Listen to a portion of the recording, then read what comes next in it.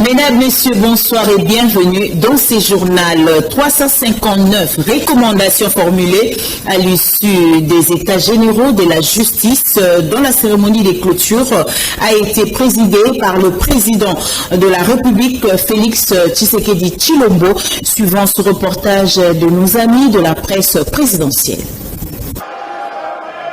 Pendant 10 jours, tous les acteurs qui interviennent dans le secteur de la justice ont posé les diagnostics de la justice congolaise reconnue malade par eux-mêmes et la population. La thérapie des chocs voulue par le chef de l'État, magistrat suprême, a donné 359 recommandations issues des États généraux du centre financier. La majorité a recommandé la révision des articles 149 et 152 de la Constitution pour transformer le Conseil supérieur de la magistrature en Conseil supérieur de la justice. En outre, elle intégrerait des acteurs supplémentaires issus du système judiciaire et de la société civile afin de rendre l'organe plus inclusif et représentatif. Tout est bien qui finit bien. Le ministre de la Justice, Constant Moutamba, est heureux de voir aboutir ces travaux qui se sont déroulés en 2 phases. Excellence, Monsieur le Président de la République, il faut une thérapie du choc. Il faut regarder le mal avec sincérité et lui administrer la thérapie qu'il faut. Nous proposons des mesures et des décisions fortes et drastiques. La révocation pure et simple des magistrats, greffiers, les secrétaires de parquet véreux qui ont excellé dans des mauvaises pratiques judiciaires qui ont nivelé vers le bas notre République. La radiation pure et simple des avocats, des huissiers véreux qui participent également à la déstructuration de notre système judiciaire. Le président de la République est resté formel. La justice congolaise doit guérir de ces maux. Le magistrat suprême a salué la qualité des travaux et surtout le sens des responsabilités des participants. En tant que garant du bon fonctionnement des institutions. Félix Tshisekedi est formel, personne ne changera mon avis sur la question de la révision, de changement de la Constitution. C'est la conclusion du message du chef de l'État lors de son meeting du samedi 15 novembre à Lubumbashi, Jules Boulembi Mansanga. Arrivé ce samedi en début de soirée à Lubumbashi, chef-lieu du Haut-Katanga, le président de la République Félix Tshisekedi entame une itinérance dans le Grand Katanga. À l'aéroport international de la Louano, le chef de l'État a été chaleureusement accueilli par la notabilité locale avec en tête le gouverneur de province Jacques Kiaboula Katoué. Après l'effervescence de l'aéroport, le président Tshisekedi, accompagné de la distinguée première dame Denise Nyakeru, s'est adressé à la population luchoise massée à la place de la Poste au centre-ville de Lubumbashi. L'emploi des jeunes, la situation sécuritaire du pays et la question de la révision ou du changement de la Constitution ont été largement abordés. Il y a des pièges dans cette Constitution. Et les guerres qui s'en sont suivies, la fameuse guerre du CNDP, la guerre du M23 d'hier et d'aujourd'hui, rentrent dans ce cadre de ce que vous avez vu dans cette Constitution à l'article 217. On veut nous obliger à abandonner une part de notre souveraineté à des États voisins.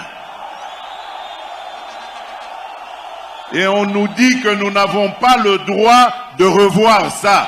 Qui est celui-là qui va m'interdire, moi, le garant de la nation, à ne pas faire ça? Sur le plan socio-économique, le président de la République a annoncé publiquement la reprise de la production du zinc 33 ans après avec l'usine de Kiko qu'il va inaugurer ce dimanche à Kipushi. Il a aussi félicité le gouverneur Jacques Kiaboula pour ses nombreux projets d'infrastructure. C'est que ses prédécesseurs ayant longtemps géré cette province dans son ancienne configuration n'ont pas fait.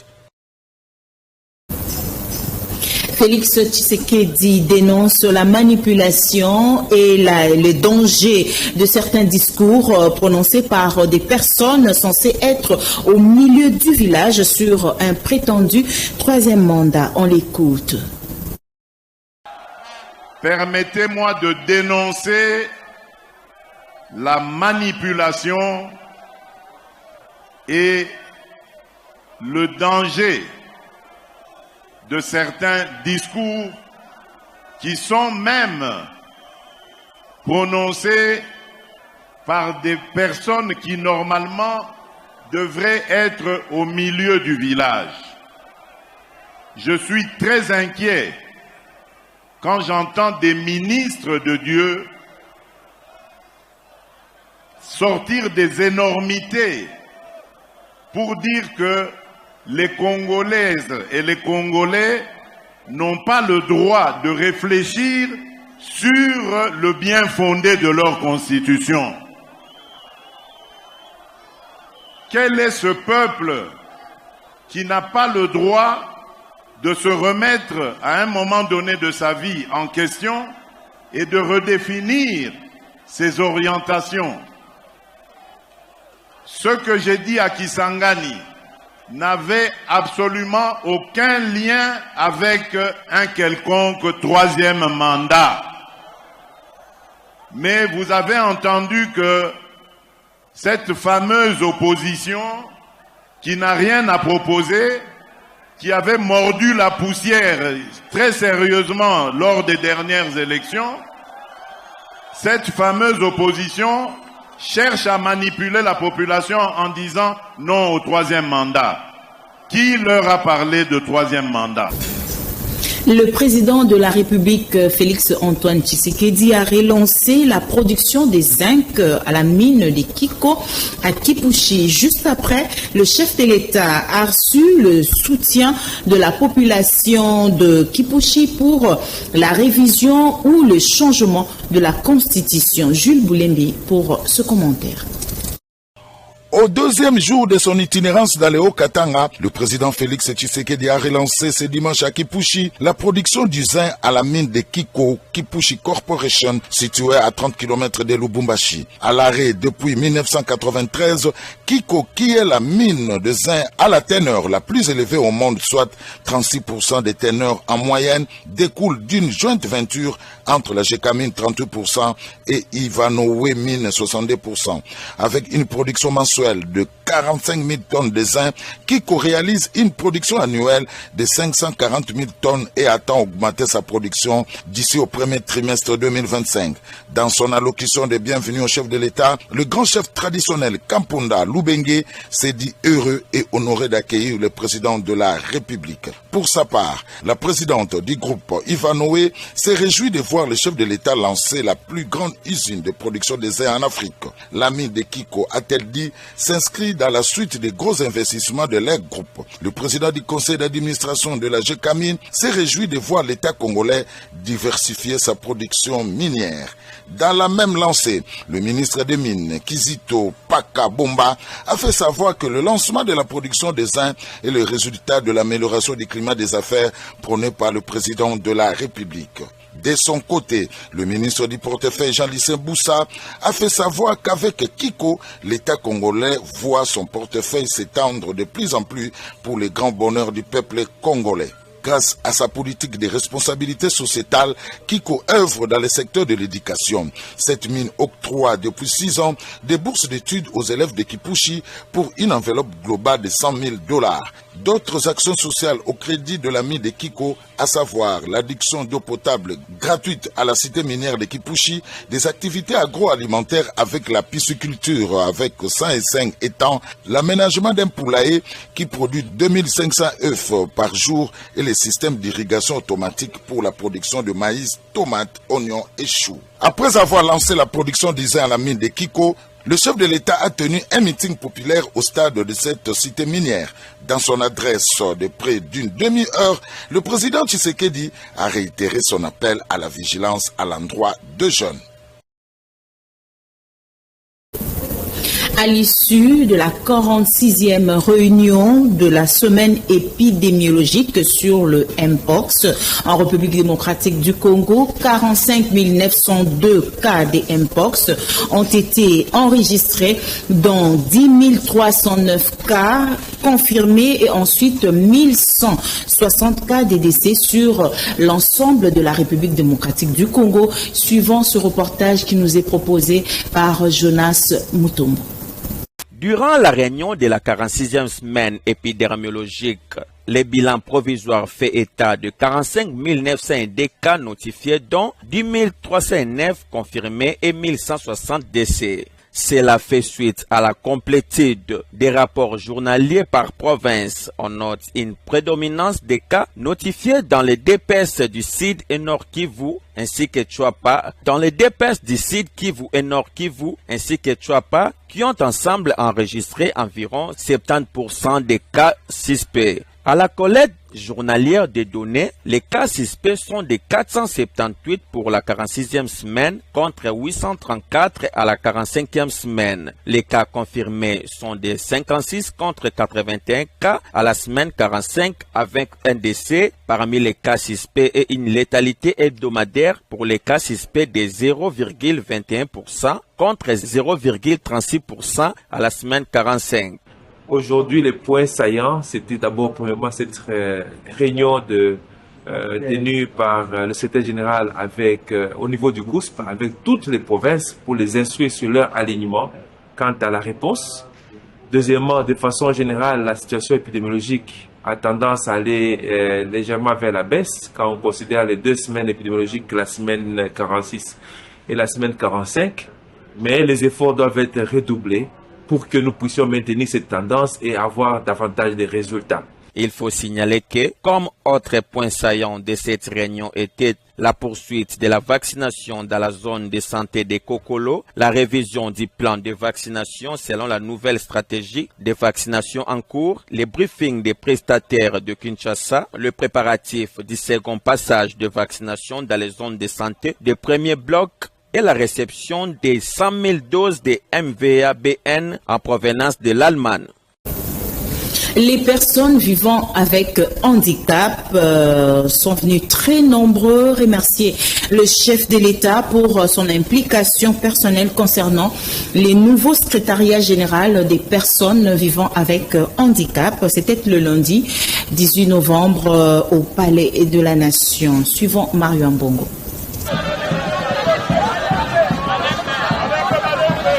De la place des évolués avec des fanfares, des calicots et chants, les personnes vivant avec handicap ont tenu à féliciter le chef de l'État, Félix-Antoine Tshisekedi, à travers le gouvernement sous la conduite de la première ministre, Madame Judith Suminwa Tuluka, ainsi que la ministre Irène Essambo, ministre des personnes vivant avec handicap. Aujourd'hui, ce ministère a un secrétariat général des personnes vivant avec handicap et autres personnes vulnérables.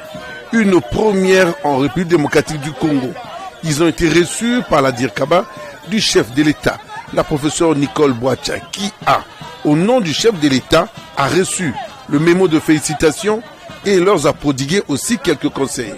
Toujours sous votre leadership, l'administration publique est ouverte aux personnes avec handicap et autres personnes vulnérables, à travers le recrutement de 2000 agents et cadres au sein de cette nouvelle administration en raison de 60%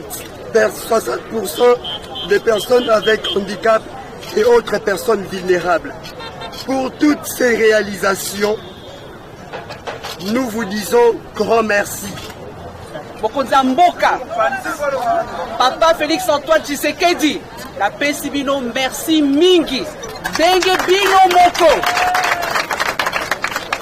Ozui Maele, paix, satisfaction. Yakopesa ye, yakopesa ye, merci. Momoni ndenge mokonza mboka. Asali tout pour la ministère wana itelema.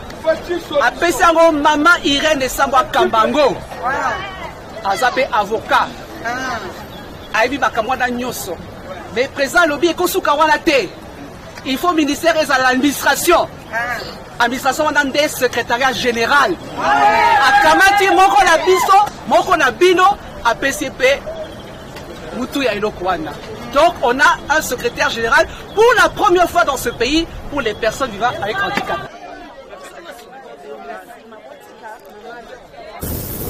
Le vice-ministre de la Justice et Contentieux international, Maître Samuel Mbemba Kabuya Tanda, en mission en Tanzanie, accompagné des avocats de la République démocratique du Congo devant la Cour de justice de l'EAC pour stopper ce procès à caractère économique initié contre la République démocratique du Congo. Suivant. La République démocratique du Congo ne sera plus condamnée à cause de la négligence des procédures à l'étranger telles que l'a prétendu le Rwanda dans un procès économique. La correction a été apportée par les juges au cours de l'audience ouverte à Arusha ce vendredi 15 novembre 2024, dépêché par la première ministre Judith Tuluka, les vice-ministres de la justice chargés des contentieux international, Samuel Mbemba Kabuya, s'est présenté avec les avocats de la République devant la Cour de justice de l'EAC pour stopper ces procès à caractère économique initiés contre la RDC et le GFREM par la société rwandaise. Nous sommes là dans le cadre d'une procédure qui a été diligentée par la société Atlas, une société rwandaise qui a traduit au départ l'OGFREM en justice ici devant la Cour de justice des États d'Afrique de l'Est. Et puis après, cette même société rwandaise a ajouté la République démocratique du Congo, sachant que généralement, dans des procédures où l'État congolais se retrouve dans la situation de condamner et à payer des sommes exorbitantes, souvent on cache la procédure. On fait avancer une société du portefeuille et puis par la suite on arrive à faire condamner l'État congolais. Nous avons dit dans le cadre des instructions reçues de son Excellence Monsieur le Président de la République et avec le suivi de notre chef du gouvernement, Madame Judith Tuluka, qu'il était important que les intérêts de la République soient désormais suivis et défendus comme il se doit. Journée mondiale des souvenirs de victimes de la circulation routière. Bob Amiso, ministre provincial de transport, a lancé la campagne de sensibilisation dénommée Tokeba Nabizaleli Mabe na Bokumbi Motuka Tope Tukutuku. Jules Boulemi. C'est au croisement de l'avenue Sayo et Victoire que le ministre provincial des Transports et Mobilité urbaine Bob Amiso Yokalumbila a lancé dans le cadre de la commémoration de la journée mondiale du souvenir des victimes de la circulation routière ce dimanche 17 novembre 2024 la campagne de sensibilisation dénommée Tokeba Nabizaleli Mabe na Bokumbi Motuka Tope Tukutuku, débutée par le dévoilement d'un panneau illustrant le nombre de cas d'accidents pour le premier semestre de l'année 2024. Le ministre Bob Amiso Yokalumbila a parcouru quelques artères de Kinshasa afin de sensibiliser les chauffeurs de véhicules, des motards et les usagers de la route sur la sécurité routière avant de chuter au terrain à Sosa où il a tenu un discours. Dans son allocution, Bob Amiso Yokalumbila a tout d'abord circonscrit le cadre de l'activité. Aujourd'hui, en ce 17 novembre 2024, nous nous réunissons pour commémorer la journée mondiale du souvenir des victimes de la circulation routière célébrée chaque année au troisième dimanche du mois de novembre sous l'égide des Nations Unies avec comme thème international retenu pour cette année parler des addictions à l'occasion de votre semaine de la sécurité routière au travail. Il était très important pour nous de sensibiliser les personnes pour dire que on ne peut pas boire au volant, on ne peut pas parler au téléphone au volant. Donc le respect du code de la route était important pour nous de sensibiliser en ce moment. Précisons que selon les informations récoltées par la CNPR, Kinshasa a enregistré 356 cas d'accidents durant les premiers...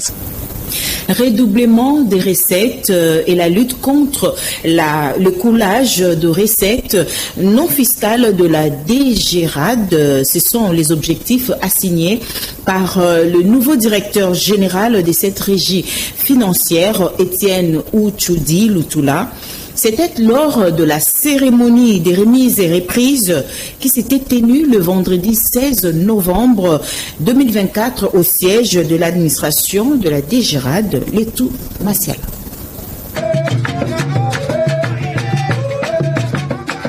Nommé par l'ordonnance loi du chef de l'État numéro 24/093 du 7 novembre 2024, l'équipe dirigeante de la régie financière, la Direction générale des recettes administratives, judiciaires, domaniales et de participation de DGRAD en sigle est au grand complet. À sa tête, Étienne Ouchoudi Lutula, directeur général, qui sera secondé de deux adjoints Jean Kamwena Lubamba, chargé des questions techniques et réformes, et de la femme dynamique Christine Epoulouke Bombola, reconduit à l'administration et finance. Le nouveau patron de la DGRAD, Étienne Ouchoudi Lutula, place son mandat sous le signe de la discipline, de l'intégrité et de l'efficacité au travail. Je voudrais à cette occasion remercier sincèrement son Excellence, Monsieur le Président de la République, Monsieur Félix Antoine Tshisekedi Tshilombo, pour avoir jeté son dévolu à ma personne pour diriger la DGRAD. La réalisation des missions assignées à la DGRAD passe impérativement par les concours de tous. Nous attendons de vous des contributions pour l'accroissement des recettes de la DGRAD et non pas des accusations pour la marginalisation de vos délais. Après son installation officielle, le directeur général a lancé un appel à l'unité et de l'engagement de tous les agents de la DGRAD afin de lutter efficacement contre les coulages de recettes non fiscales pour une gestion transparente des mobilisations des recettes en vue d'atteindre des assignations des exercices budgétaires. Avant d'être nommé au poste de directeur général, Maître Ouchoudi Lutula était directeur cordon au sein de la même entreprise après un passage au ministère des Finances comme conseiller juridique.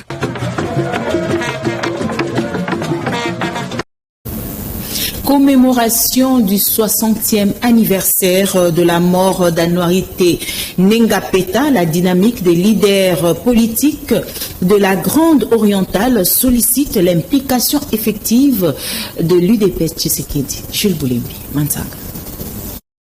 Cette délégation est venue informer au numéro 1 du parti au pouvoir de l'organisation d'une série d'activités à marge de la commémoration du 60e anniversaire de mort de la bienheureuse Marie-Clémentine Nengapeta et solliciter les concours de l'UDPS Tshisekedi pour la réussite de ces manifestations qui déboucheront à la rénovation du sanctuaire de cette icône religieuse se trouvant ici dans les Haut-Ouélé.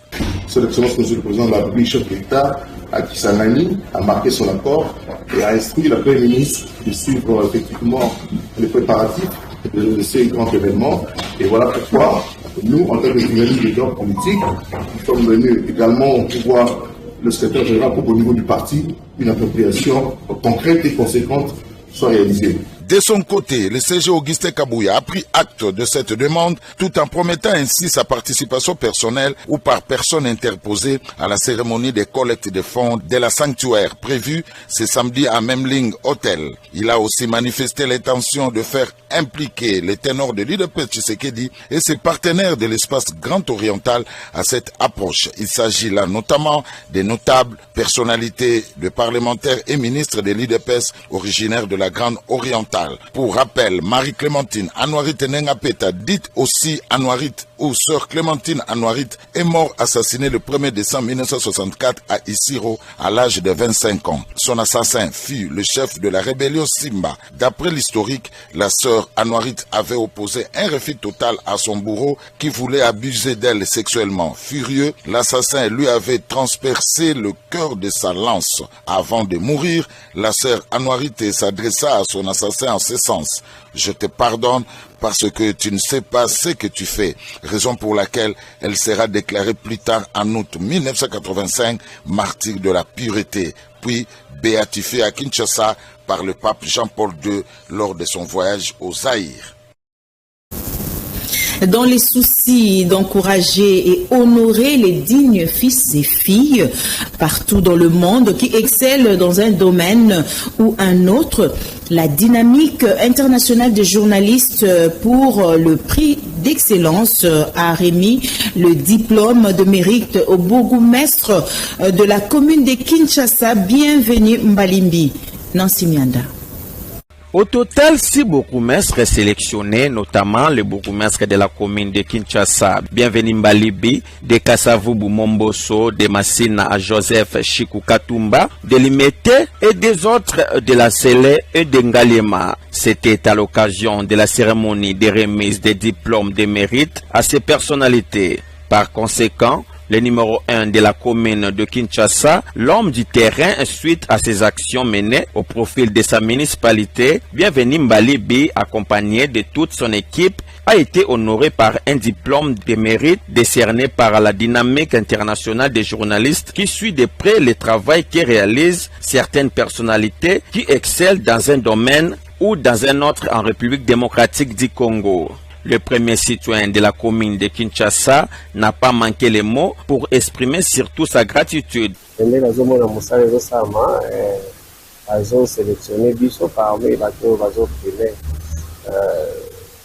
Voilà, il faut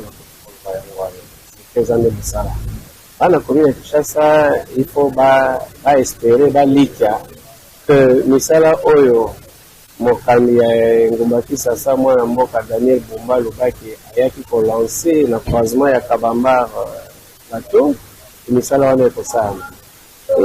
Beaucoup de raisons les autres indikanga na loba yango. Les raisons liboso ezali que mwana mboka Daniel Bumba ayaki na programme na tete ya ville ya Kinshasa oyo Kinshasa ezobonga. Déjà programme moko oyo déjà très attrayant, très ambitieux. Yami Balé aza natif ya commune ya Kinshasa. Donc la raison les autres là que effectivement misala ekosama. Donc bana commune ya Kinshasa va faire sa confiance dans le gouverneur na biso aza muto koloba loba mingi te alobi alaki yango ekosama.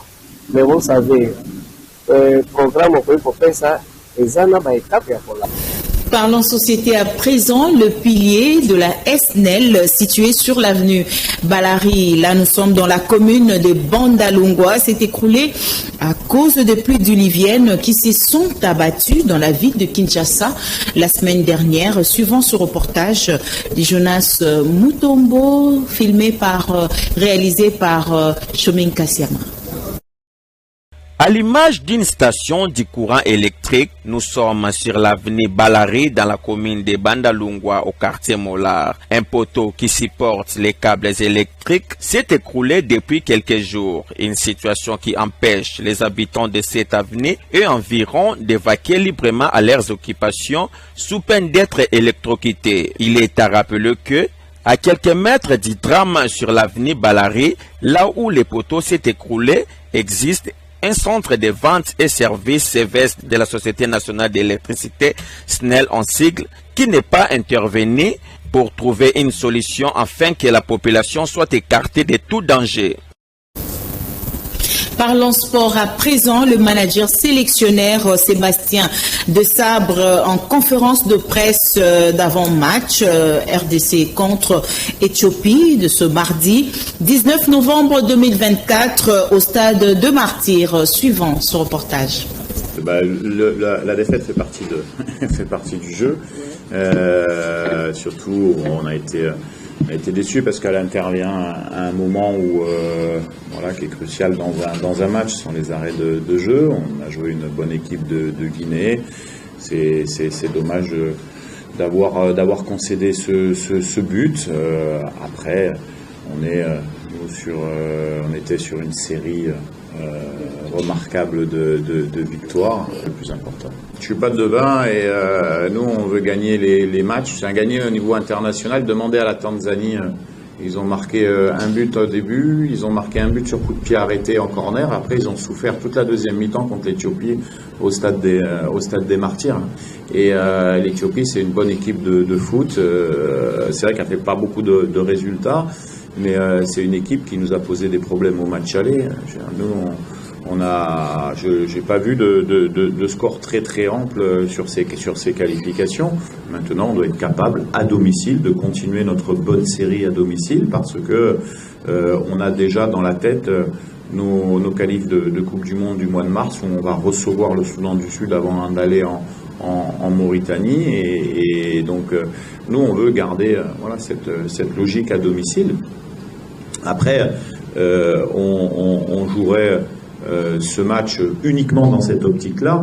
On ne ferait pas de test demain, on n'aurait pas de variété de notre effectif. Donc l'inconnu demain, ça sera de voir collectivement comment on va se comporter avec autant de changements et puis individuellement aussi de voir si certains joueurs vont avoir la capacité de rester dans ce groupe pour le mois de mars, que je vous rappelle que hormis les 25 joueurs qui sont présents actuellement, nous avons quand même des absents sur blessure, comme Mouissa, comme Touazembe, comme Kaputa, d'autres joueurs qui sont susceptibles d'être là au mois de mars. Donc, c'est pour ça que je disais, les joueurs qui auront la chance de débuter demain, ils savent l'enjeu pour eux. Nous allons lire cette dépêche avant de boucler ce journal. Un diplôme de mérite a été décerné au président de la délégation syndicale de la DGDA, Désiré Itekwa, qui s'est distingué par son travail de gestion et de la défense des intérêts des agents de la DGDA auprès de l'employeur. Ce diplôme a été remis par le magazine Regard d'Afrique après l'enquête menée par une commission ad hoc composée de différentes personnalités de tous bords qui ont reconnu les mérites de Désiré Itekwa. Mesdames, Messieurs, c'est par ici que nous bouclons ce journal. Merci de nous avoir suivis et restez branchés sur le programme de Canal King Télévision. Quant à moi, je vous retrouve le lundi prochain. Merci et au revoir.